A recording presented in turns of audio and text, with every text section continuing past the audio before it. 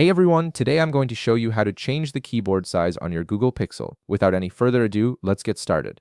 First, you'll want to open any application on your phone where you can type. This could be your Messages app, Notes, email, or even your web browser. The key here is to access any app that allows text input so we can bring up the keyboard. Once you have your app open, go ahead and tap on any text field. This action will automatically bring up your keyboard on the screen. You'll see your keyboard appear at the bottom of your display, ready for you to start typing.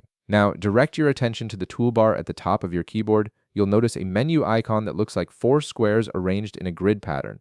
This is your keyboard settings icon. Go ahead and tap on this icon to access the keyboard customization options. First, from the menu that appears, look for and select the option labeled Resize. This feature gives you direct control over how large or small your keyboard appears on your screen, which is incredibly useful for improving your typing comfort and accuracy. After clicking Resize, you'll immediately notice indicators appearing at each corner of your keyboard.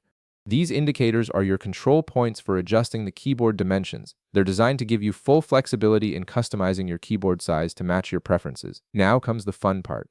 Simply place your finger on any of these corner indicators and drag them inward to make your keyboard smaller, or drag them outward to make it larger. As you drag, you'll see the keyboard size change in real time, allowing you to find the perfect dimensions that work best for your hands and typing style.